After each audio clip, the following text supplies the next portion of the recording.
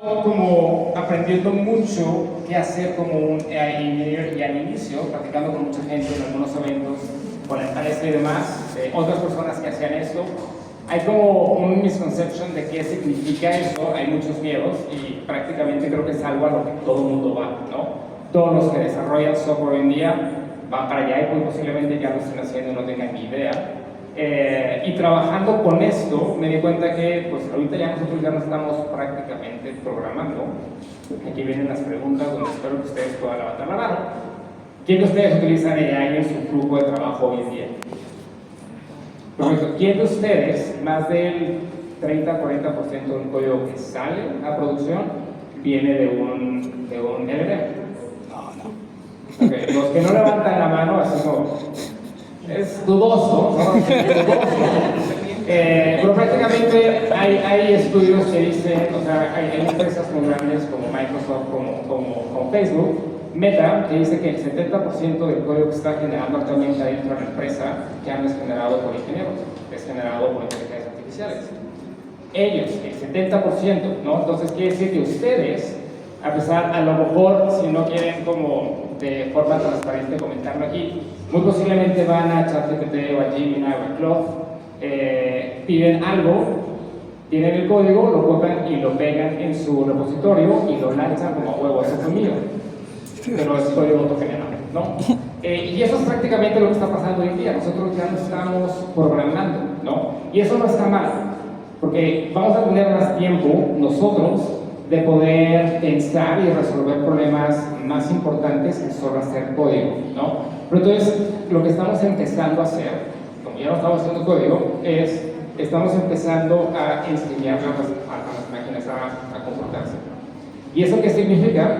Es justamente lo que hace un AI engineer, ¿no? Nosotros no desarrollamos los modelos, utilizamos los modelos para poder decirle al modelo que yo estoy personalizando para mi producto qué es lo que tiene que hacer, cómo se tiene que comportar para darle el beneficio a mis usuarios con relación a lo que estoy buscando, ¿no? Tengo ciertas aplicaciones, uno es un coach, uno es un generador de historias, yo tengo que decirle al coach cómo tiene que comportarse cuando uno de los usuarios llega a preguntarle algo. Entonces yo ya lo programo al coach, ¿no? Yo le enseño a comportarse al coach para que entonces pueda darle respuesta en una sesión de coach a los usuarios que yo tengo. Eso es completamente distinto. Y esto lo estamos haciendo con este nuevo perfil. Entonces, lo que vamos a hacer es, de inicio, voy a contar una pequeña historia. Me encantan las historias. Y no es por la generación de historias que estamos haciendo ahorita con la aplicación, pero esta historia es... ¿Alguien conoce la caja de Skinner? ¿Alguien ha escuchado la caja de Skinner? Bien, entonces... Los Simpson, claro. Esto es de la Segunda Guerra Mundial, prácticamente. Pero este experimento empieza con pequeñas cajas, con palomas, en el cual Skinner lo que quería hacer era comprobar que podía enseñarle comportamiento a los animales con algo que era como reinforcement learning, ¿no? Voy a enseñar comportamiento, si hace las cosas bien, puedo dar un premio, si no lo hace bien, no le puedo dar nada. Y entonces lo que quería comprobar era que realmente él podía enseñar comportamiento a animales a través de un loop de feedback, ¿no? Y a esto, de ahí vienen como ciertas técnicas que utilizamos nosotros y adoptamos después para Machine Learning. Esta historia es un poco más dark, pero es muy interesante, porque de aquí salieron las primeras palomas kamikaze, que se utilizaron o que se quedaron a utilizar en la Segunda Guerra Mundial. Esto se comprobó, los experimentos fueron experimentos de éxito, aunque no pasó, porque los altos mandos en ese momento es de cómo voy a dejar que misiles sean conducidos por palomas, ¿no? Suena estúpido en este momento, pero en ese momento se logró, ¿no? Entonces, lo que la caja de Skinner hacía es le enseñaron a las palomas a identificar ciertos targets y cada que veían el target tenían que darle un piquete a una pantalla. Ese piquete a la pantalla le daba instrucción a un misil. Y sí, la paloma iba dentro del misil. Entonces, cuando se disparaba el misil, había pantallas y la paloma, cuando identificaba el target, le daba clic a una pantalla y entonces el misil tomaba una dirección distinta. Entonces, estos fueron los primeros misiles guiados.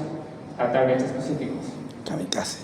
Es el experimento que funcionó, pero no salió a producción, si lo quieren ver así, pues porque una, la guerra ya iba a terminar, y dos, se les hizo estúpido dejar que esas decisiones las tomara una paloma, ¿no? Entonces, este fue el inicio de cómo podemos hacer loops de feedback para generar comportamientos sin instrucciones. Entonces, basándonos en eso, ¿cuál es el paradigma de hoy? ¿Qué es lo que estamos haciendo? Hoy en día prácticamente estamos haciendo lo mismo. Aunque ya tenemos modelos que están preentrenados, nosotros ahora lo que estamos haciendo es enseñándole el comportamiento con un loop de feedback. Y eso es justamente lo que estamos haciendo en programación, todos los que estamos trabajando con LLMs. Llegas, pones un prompt, y muy seguramente los que están trabajando aquí o han trabajado aquí con algunos LLMs han tenido etapas de frustración, donde inician muy amables de hey, Cloud, oye, dame 3 líneas de código, y de repente te da 3, y una no es lo que pedías, es un, ok, no, esta no es lo que te pedí. Por favor, Cloud, agárrala y dame una respuesta mejor. Y terminas con un, a ver, cabrón, esto no es lo que yo te pedí, güey. ¿Qué fue lo que te pedí, güey? ¿Fue esto lo que yo te pedí? No, entonces, por favor, haz las cosas bien y dame el código que te estás pidiendo. Hasta que de repente dices, güey, lo voy a hacer yo, ¿no? Que prácticamente tú estás hablando de estudiantes, pero perdiste 3 horas diciéndole a Claude cómo hacer las cosas. Eso es un loop de feedback. Prácticamente le estás diciendo a Claude qué es lo que no funciona, lo que te entrega, y qué es lo que necesita entregar. Y estamos generando una etapa de comportamiento. Pero entonces, ahora estamos pasando ya no estamos haciendo reglas, que es línea, código a código, estamos empezando a generar o diseñar comportamiento directamente con los LLMs que vamos a utilizar nosotros para el producto final. ¿Alguien puede leer esto? ¿Sí? Perfecto. ¿Qué es lo que tendría que ver si yo imprimo esta línea de código en la consola? Hello, Diego. Exacto. Entonces, si yo imprimo esto en la consola, tendrá que ver un hello, Diego, ¿no? Y si yo imprimo 10 veces esto en la consola, ¿qué tendrá que ver? Hello, Diego, hello, Diego, hello, Diego, hello. Claro, ¿no? Porque esto es prácticamente una salida determinista. No va a cambiar, ¿no? ¿Por qué? Porque las instrucciones fueron las mismas. Yo no estoy haciendo ninguna variación. Esto es como programación determinista. Siempre voy a tener un hello, Diego. Pero si necesito que este hello, Diego tome un mensaje distinto o me dé un mensaje distinto, que tenga mi nombre, un tono diferente, con estas líneas de código no lo voy a lograr. Entonces, tendría que programar unas líneas diferentes para poder obtener un mensaje distinto, ¿no? Claro.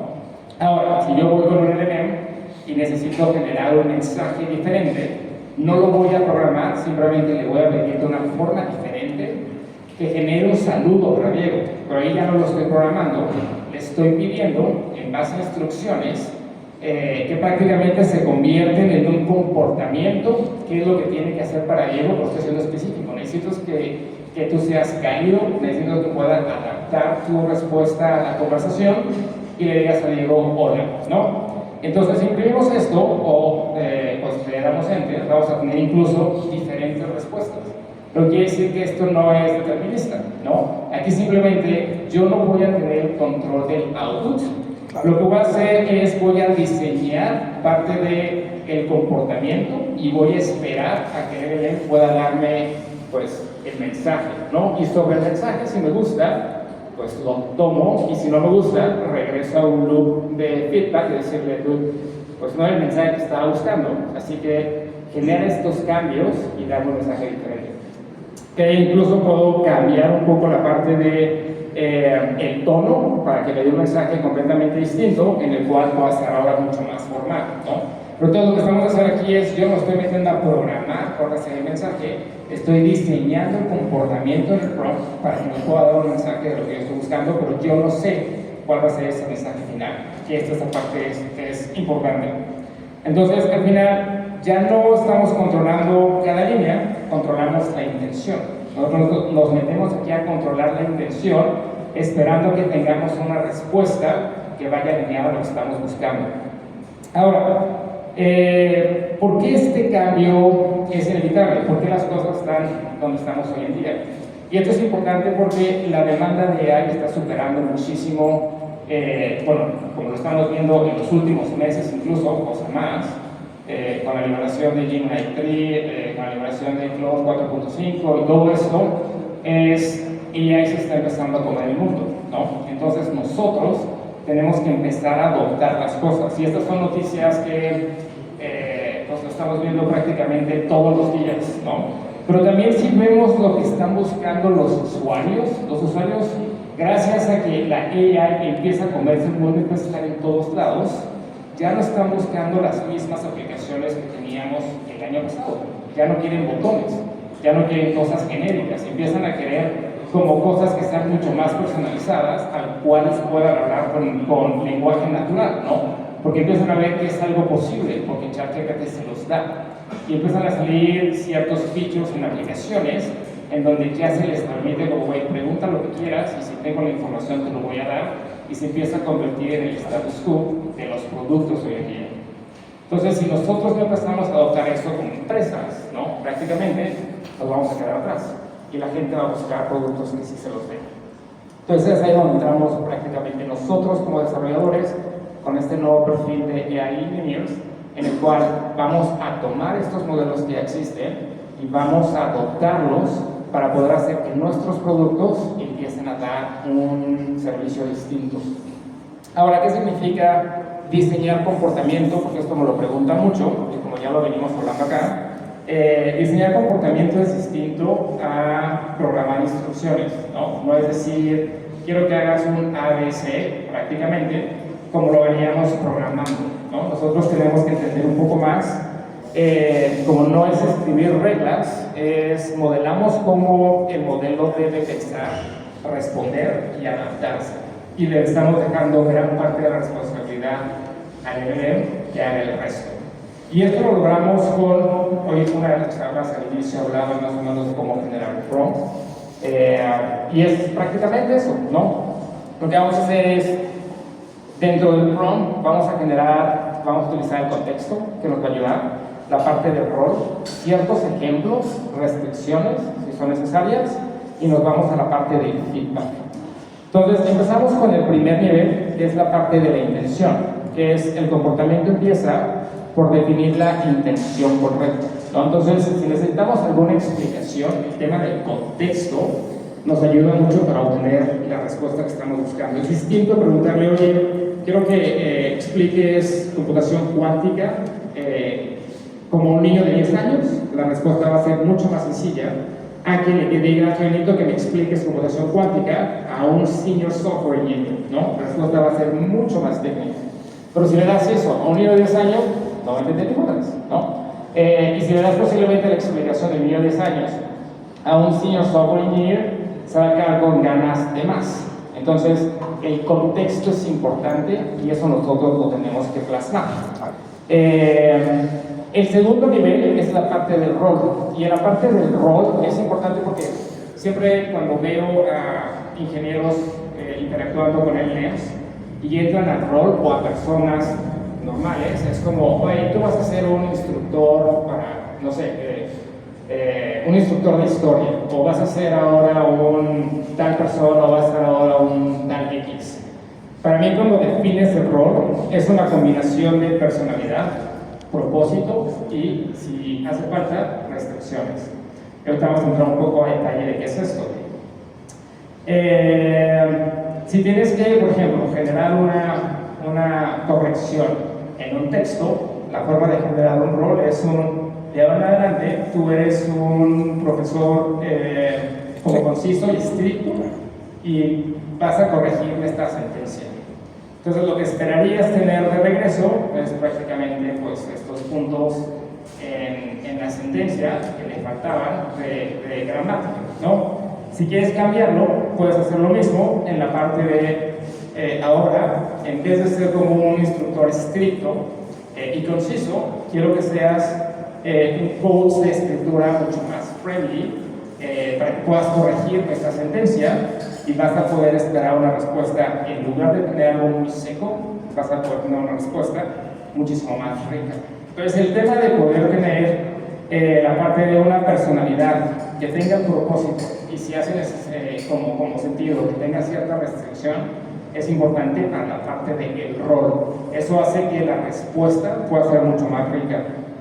Ahora, hay otro punto importante que es la parte de ejemplos, que también se le conoce como few shots. Y el tema de los ejemplos es, por ejemplo, si nosotros estamos, no siempre tenemos que dar instrucciones de todo.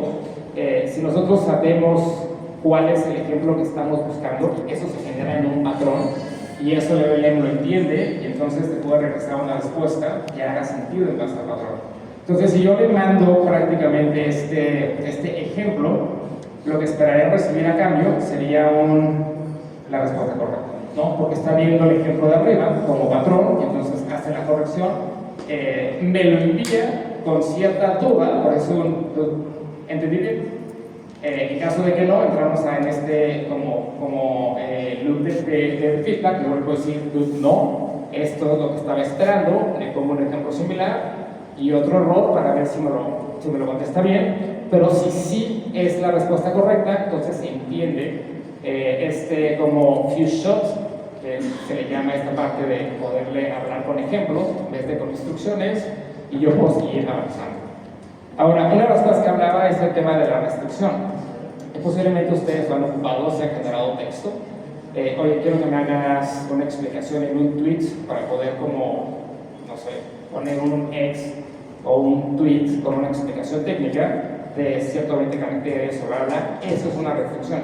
Prácticamente es decirle al modelo, quiero que hagas algo en esta ventana de cosas, en esta ventana de caracteres o con estas restricciones. Y el modelo lo toma y entonces ¿qué es lo que va a hacer? Es base a la instrucción, solo te voy a dar lo que tú me estás pidiendo como mi restricción. Entonces, cuando estamos hablando de un rol, es importante contemplar eso.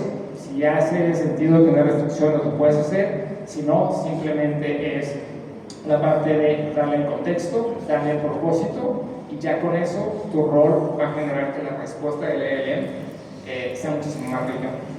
Y cuando entramos en la parte de feedback, como lo platicamos en un inicio, creo que es algo que todos ustedes ya estaban haciendo o no sabían, que son cuando tienen una respuesta que no es la que están buscando, decirle al LLM qué es lo que estuvo mal, qué es lo que ustedes esperan y pedirle que genere otra vez la respuesta, es la forma correcta de poderle decir, esto no es lo que me sirve, estoy buscando esto, regrésame algo que me ayude, ¿no?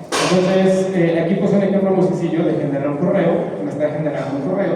Si yo no quisiera un correo con esa forma, lo que yo hago es, le pongo un score para que pueda entender qué tan lejos estuvo de lo que yo esperaba y ya le doy prácticamente cuál fue el problema que yo estuve viendo. En este caso le pongo, esto estuvo muy chico, no tenía ningún tipo de empatía y no tiene siguientes pasos.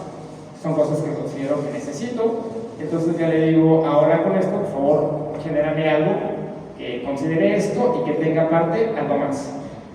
Entonces ya me puede regresar una respuesta mucho más rica con los puntos que ya les estaba comentando, ¿no?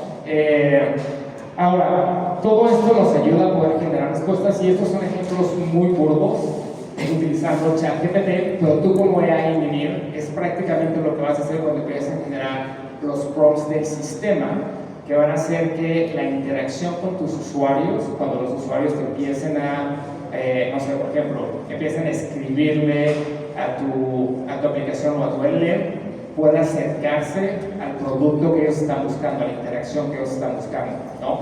Repito, esos son ejemplos como vagos, utilizando ChatGPT, pero tú como engineer tienes que programar estos prompts directamente, tienes que programar este comportamiento en tu aplicación para que entonces el LLM pueda acercarse a la interacción que tú estás buscando que tenga con tus usuarios.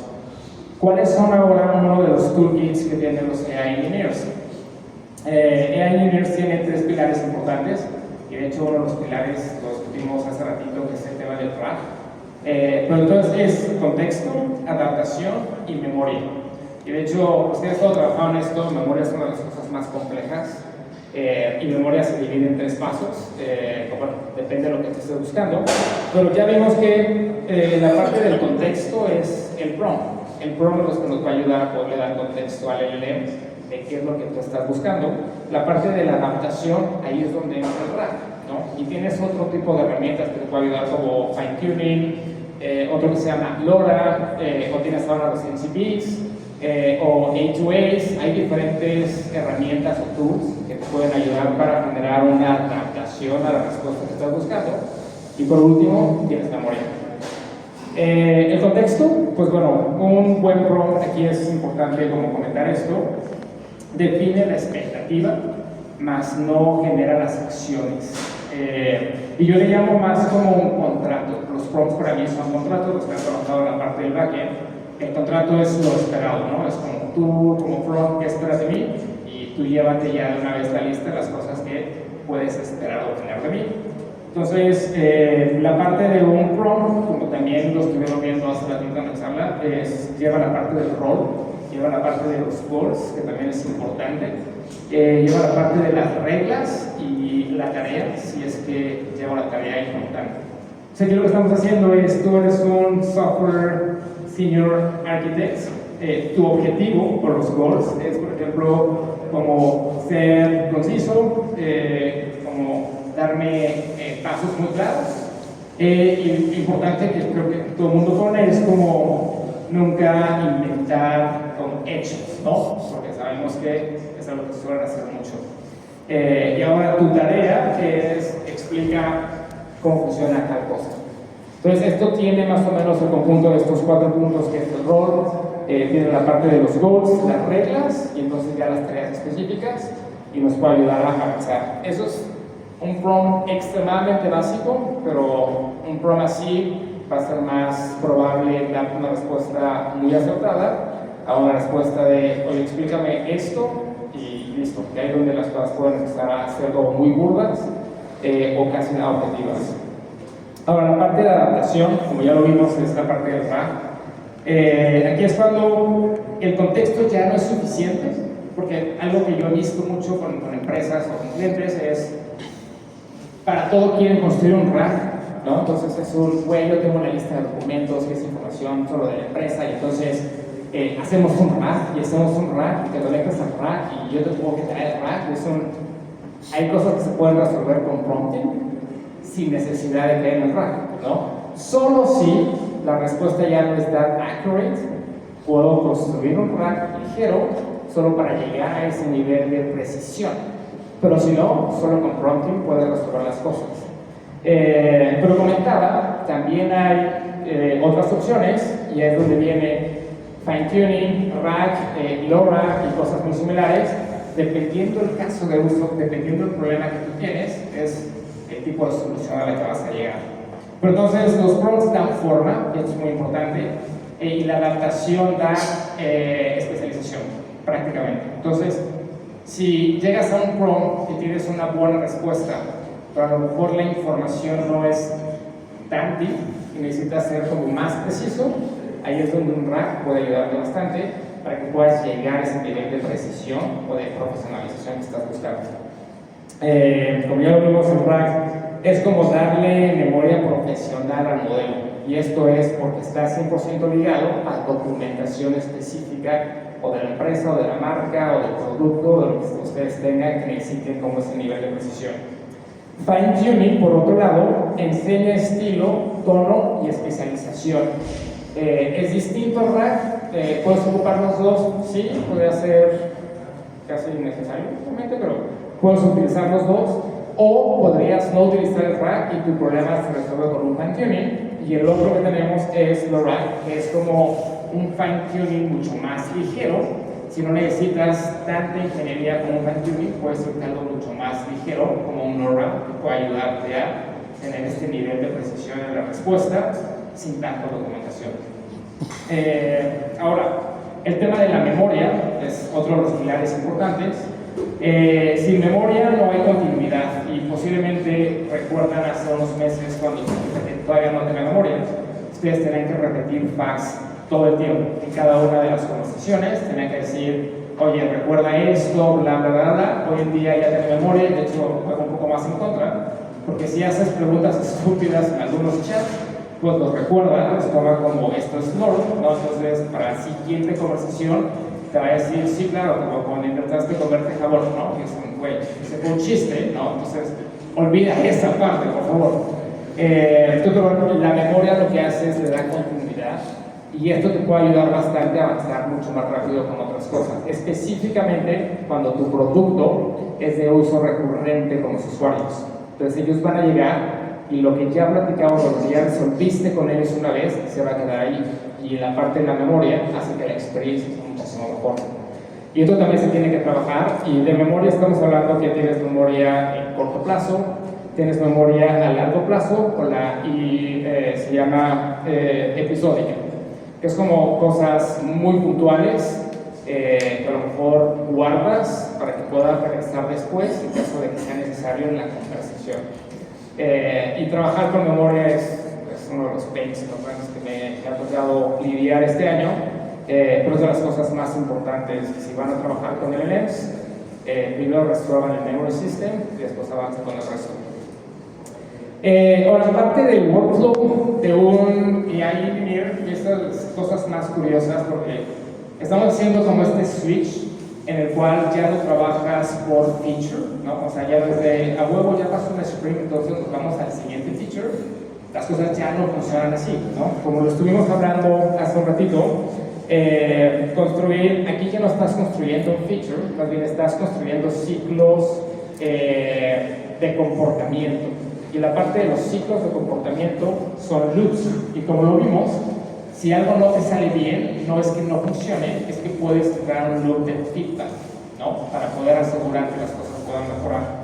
Entonces, llegas a trabajar con el protocolo, a trabajar con el comportamiento, luego vas a evaluarlo, y si las cosas no salen bien o no salen de la forma en la que buscabas, tienes que generar ajustes y volver a entrar al ciclo.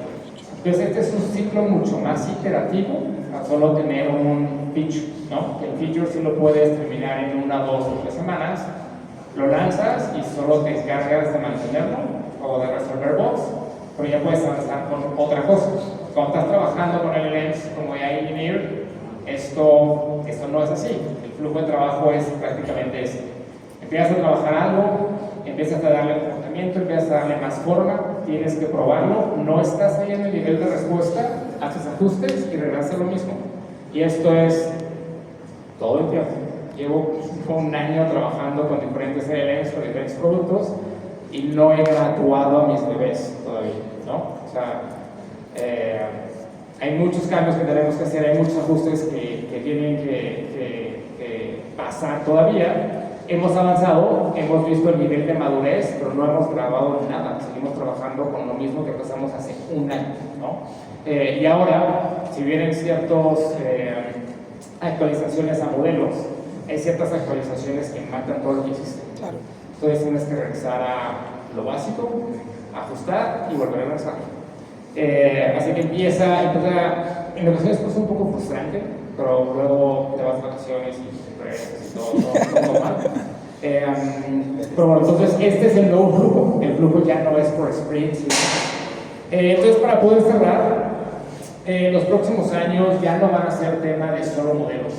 Cada uno de nosotros, personas, developers que hacen front, back, vamos a caer prácticamente ya en esto de convertirnos en un AI engineer con una especialización en la parte de front y back, pero la parte de la adopción de los modelos en nuestro grupo de trabajo ya se va a convertir en un hecho, ¿no? Más bien, la pregunta será para ustedes, si de repente de aquí a mitad del próximo año todavía no trabajan de esta forma, pues pregúntense si siguen siendo parte del ecosistema, si siguen siendo como en esta parte relevante, porque entonces es posible que ustedes puedan ser los next en parte de layoff. Suena fuerte, no, pero es algo real. Ustedes tienen que empezar a adoptar esto, porque esta va a ser la nueva forma de trabajo, en el cual ya no es solo código, ya no es generar los modelos, ahora es simplemente empezar a diseñar comportamientos para ver cómo esto impacta de forma directa a cada uno de sus usuarios. Y cuando hablo de no hay modelos, no quiere decir que ya no van a salir modelos nuevos. Ustedes ya no los van a hacer, ¿no? OpenAI, Google, Cloud o Anthropic van a seguir sacando cosas nuevas, pero es como ustedes los adoptan y construyen un end-to-end, un product end-to-end para sus usuarios por esto. Y la forma de hacerlo es generando comportamientos. Así que eso es todo. Si tienen preguntas, pasen por el tema.